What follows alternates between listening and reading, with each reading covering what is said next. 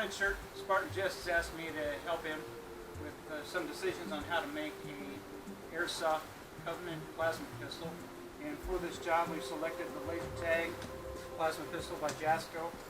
We're going to try to work with the ASG Scorpion VZ61. So this AEG uses a low power electric gearbox. Let's take a look at what we're working with here. So at the end of the day, we've got this small airsoft gun. We've got a very small gearbox back here.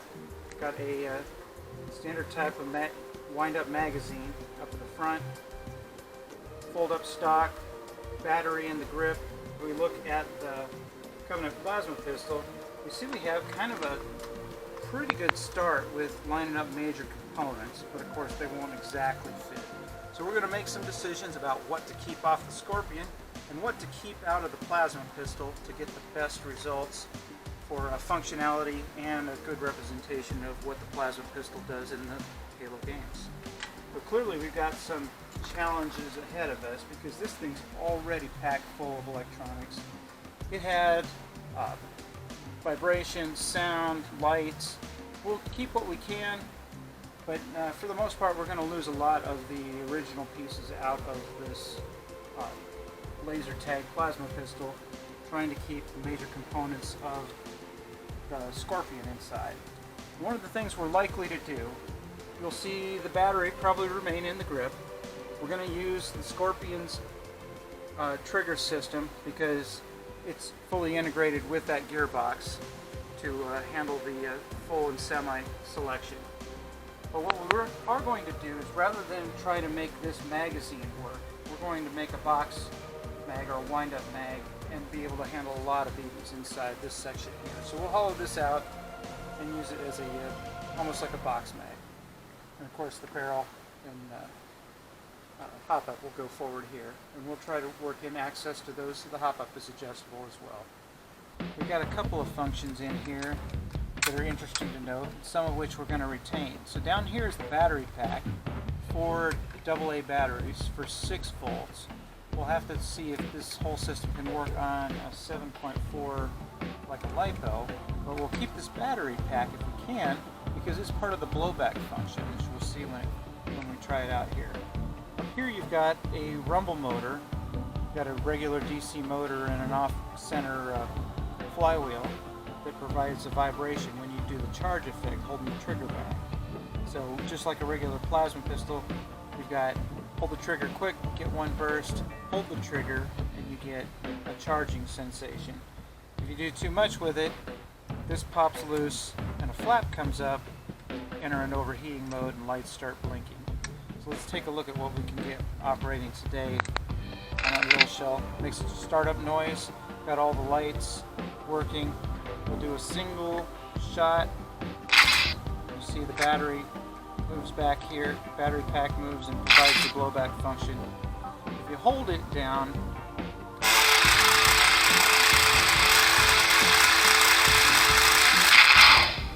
you get the overcharge, and this popped loose. It would have popped the flap up to let it know it's overheating. You see the flashing light.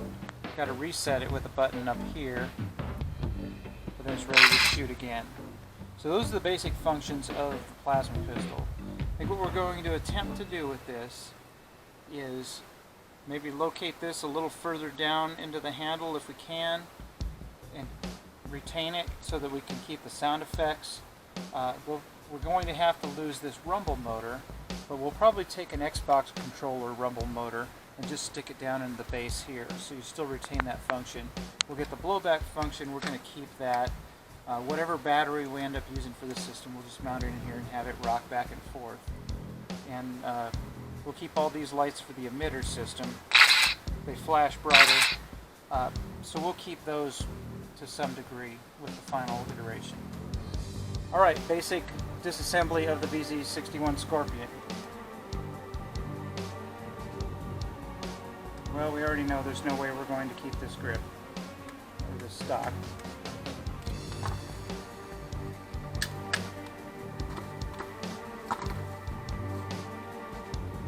Slides out on a dovetail if you've already removed the screws, which we have. Pull out the main pin for disassembly.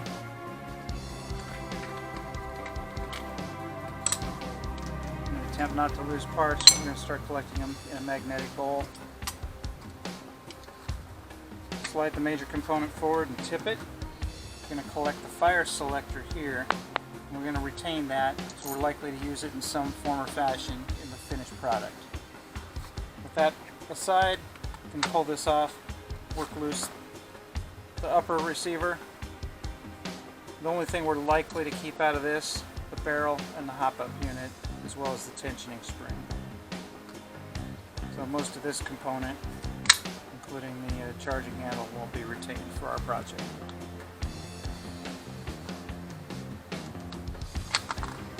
Take out the battery, already removed.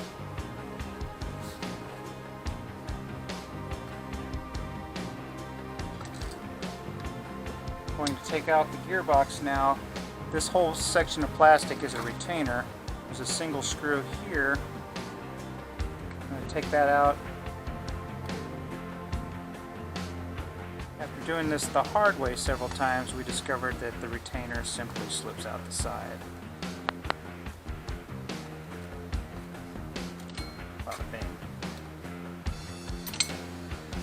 Lift up the front of the gearbox. Actually, with that retainer out, lift up the back of the gearbox, tilt it forward, lift it up, and remove it. So with this gearbox, you've got the two contacts here. You've got this item right here, and this cycles with each turn of the gearbox. And this would work for our purposes. For semi-auto, this would do the cutoff, to cut it off after one shot. For if we wanted to use it for an ammo counter function, we'd be able to put an optical switch in the way and let it tell us each time it fired. And then of course we have the business end here, very similar to any full-size AEG type of gearbox. In fact, this is a whole gearbox in miniature. Puts out a surprising amount of air. Here in the remaining portion of the lower receiver, we have the trigger and we have the contact system. And what we have underneath this plate is a very sophisticated, complex trigger mechanism that actually routes the voltage or does the cutoff. So some of that we're likely to retain for our final project. So let's get this guy apart. We'll drop the trigger out of the bottom. Loosen this. Whole trigger assembly lifts up and out of the top. This is an important piece not to lose. This is engaged by this lever on the bottom of the gearbox, so when that slides back, that does the cutoff for the trigger. And that leaves us with keeping the trigger guard. We've got two major screws here that will remove the grip. And way back in the corner. Hard to get the light back in there. Alright, so you've got your selector plate. It's plastic. We'll likely retain it for the project. And that takes us to our final major screw here.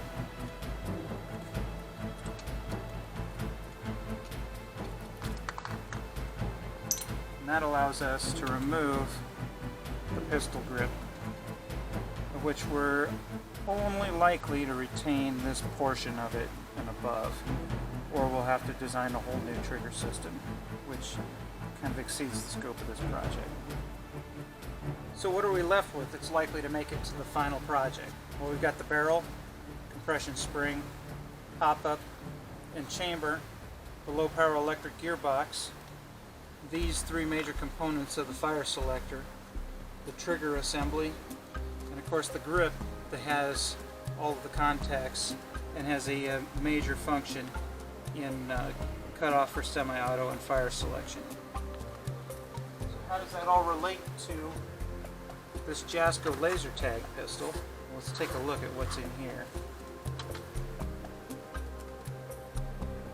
So obviously we're going to be losing some vibration motors and some nozzle lights to work in the barrel. Fire selection can go near the trigger, so that's probably not a problem. I don't need this whole lever, I just need a small section of it. So if I can integrate it with what's left, that'll be great. The grip, I just need the contact portion, and of course the trigger right in front, that goes right in front of it. So I'm really looking at just these components right here, losing this piece. And of course the low power electric gearbox going here. So we might be able to retain the sound system. We won't be able to retain the lift and the overheating function that this has, that has all kinds of cam action to lift things up. And it's possible we'll be able to retain the circuit board in some fashion. I'm not going to bet on it yet. I'm not going to make any promises to Jesse we'll be able to keep that, but that's where the sound's coming from, so we'll have to, if we choose to keep it, we may choose to locate it down here somewhere. And we'll probably work this master power switch and retain its function. Start to fit components into the Jasco Plasma Pistol shell. One of the airsoft components we need to fit in here is some type of wind-up magazine.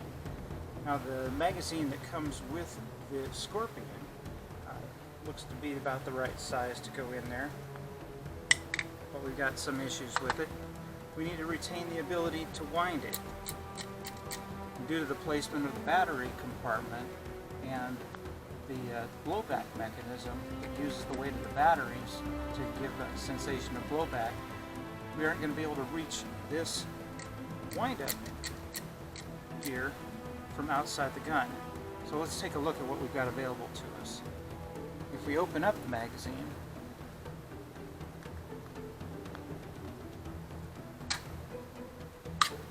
we see the mechanism here.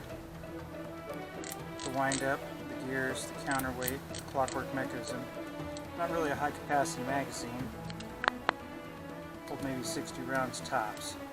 But what we do notice is here in the main gear is a hex fitting. Look at that. So just with a hole in the outside of the Jasco shell, a very small hole, we could access this hex fitting and wind the magazine without ever having to have access to the bottom winder gear. So considering that, once placed in here, it almost exactly lines up with this bolt hole for the original Jasco shell that we'll be able to retain and dual use for the wind-up function. But for the moment, we're going to remove the speaker from this section. Done and done. We end up cutting this assembly right here and working a feed tube to do the job. So the magazine innards are going to fit back here, thereabouts.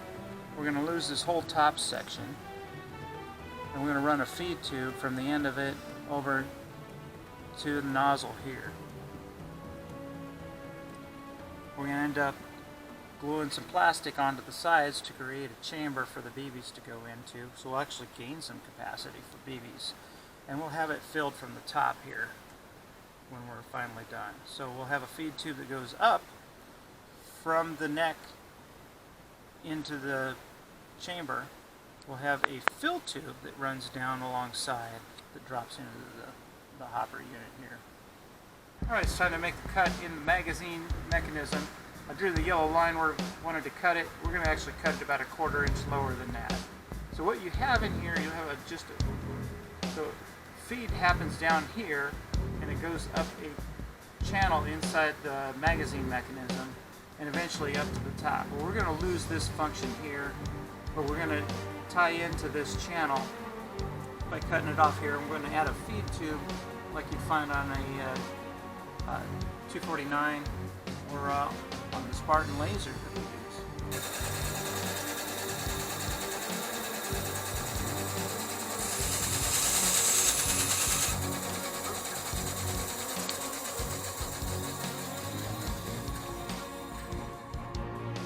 So they didn't work too hard. It handles a 6mm BB, but they got a square channel for it. You can see the other end of it here.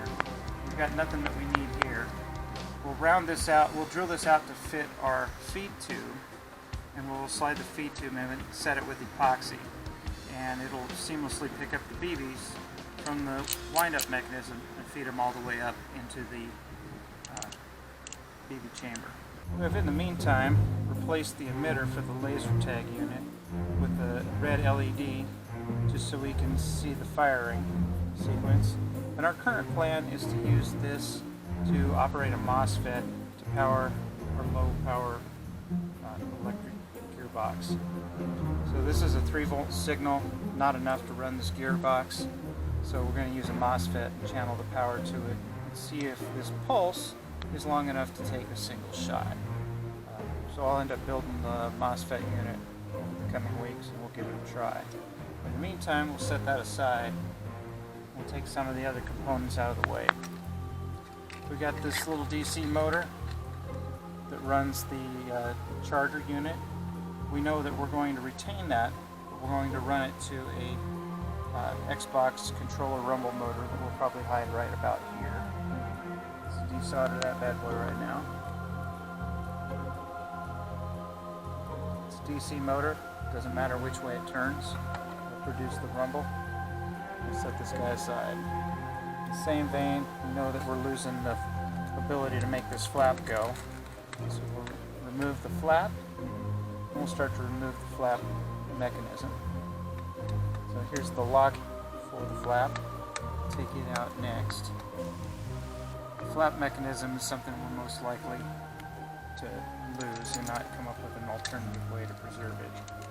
So for now, we'll take it out, set it aside. There's its spring. And we'll move this, the actual flap. So it takes us further back into the box. We've got some LEDs here that light up the emitters. We've got one down here as well. I believe that we can run our barrel right through this area. So we're going to leave these guys here and retain them for now. We'll end up clipping out some of the strengtheners here through the middle. We have a side light. We're going to keep that for now as well. So we've got things loose a bit here. Since we've lost the ability to run the flap, there's no reason to keep the motor that turns the flap.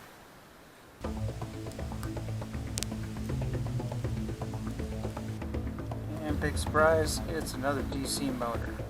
So we'll desolder him and set that aside as well. Alright, we're at the point where we're ready to cut some plastic here. We've removed our components from the plasma pistol shell, and now we've determined that this is the ideal placement for our low power electronic gearbox. So we're going to have to remove some of the plastic in the way, and that's been identified by these yellow paint marks. We're going to clip away those bulkheads and see how we do with our initial fitting of the gearbox. Alright, we removed some plastic where we've determined it needed to come out, making room for our hop-up unit and positively locating the gearbox. So drop the gearbox in, sits in nicely, put the barrel in, find that it locates nice right up against this peg. The gearbox is locating right against the base of this peg, and these two bulkheads up at the top, as well as positively located at the back. We put on a spring. We even have a convenient bulkhead that provides just the right amount of tension right here to keep everything in place. Add in the emitter.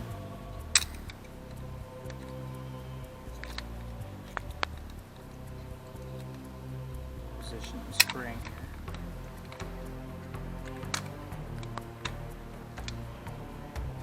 And we got a beautiful setup. All positively located. We've marked where we're going to cut the barrel. Let's keep it just inside the emitter, and we'll probably make that cut right now. Alright, you can see we've got our safety gear on because we're about to cut metal here on the bandsaw. So I've got a blade with 18 teeth per inch, which is perfect for cutting metal. I've got a piece of extra metal on top of my cutting surface because I need to have the barrel perfectly level. So I've got the hop-up units resting off of the surface here, and I'll slide this right across the edge, and that'll make sure I get a perfect cut across here. Anything that's off center on the cut is going to cause the babies to wander off center. So we want a perfect cut, and then we're going to clean up the cut on the inside of the barrel as well as the outside. Make sure we don't have any bits of metal that disturb the flight of the baby.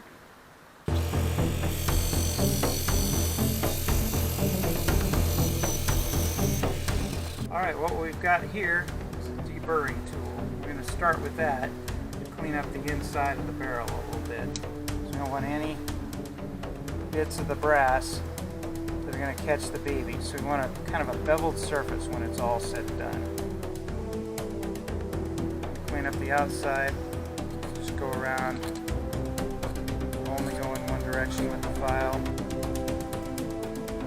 Cleaning up the outside is just good practice. It won't affect the performance of the gun in any way, shape, or form. You could lay down a sheet of sandpaper too and do the same job. Just keep it all nice and tidy. Tear off a little section. Make a conical section to it. Got some swarf inside the barrel. We'll get that cleaned up. You'll see that it's got a nice straight bore. Make a fine performing barrel for us. When we've cut the barrel and cleaned it up, take a look at our nozzle here at the end. Really happy with how this has turned out. Alright, it's time to solve the feed problem for this project. Here we have the chamber and hop-up unit and the barrel from our Scorpion, highly modified now. We're going to modify it some more. This is going to be our feed tube. This is a extension spring from McMaster Car.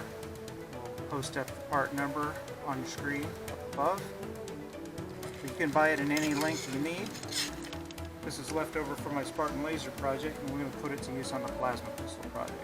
We're going to widen up this hole here on the chamber so that we can insert this feed tube. We'll add a set screw to the outside that will hold the feed tube in place. We're going to make the same modification to the other end of the magazine. We're going to widen this hole here. We need a 0.315 inch hole to adequately handle this feed tube. So we're going to widen the hole here in the chamber hop-up unit. We've got to be very careful that we do not over drill this hole and go too deep into the mechanism. So I kind of hold it loosely, let the drill bit find its own center, and give it a go.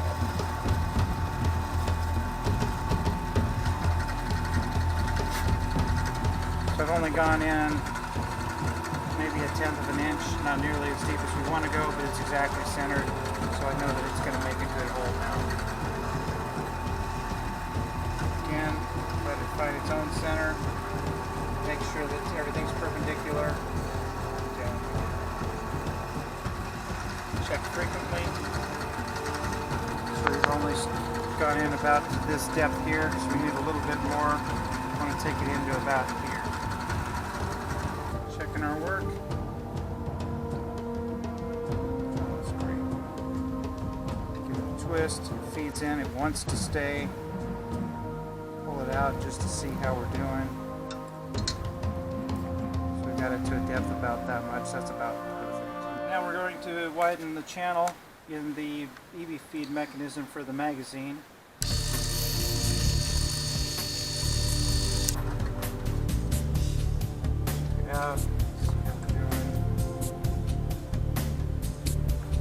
This one we can afford for a little more slop, so we're going to wiggle around the drill bit.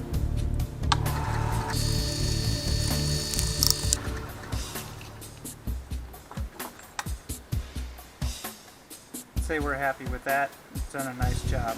We're going to have to be very careful to make sure we get all of the little bits of plastic out of this mechanism, or they'll find their way inside the hop-up mechanism somehow. Alright, we're back on heavy industry side. We're going to cut the spring steel to make our feed tube. At the end of the day, we only needed about a 3-4 inch long feed tube for this mechanism, but it's going to make an outstanding way to get the babies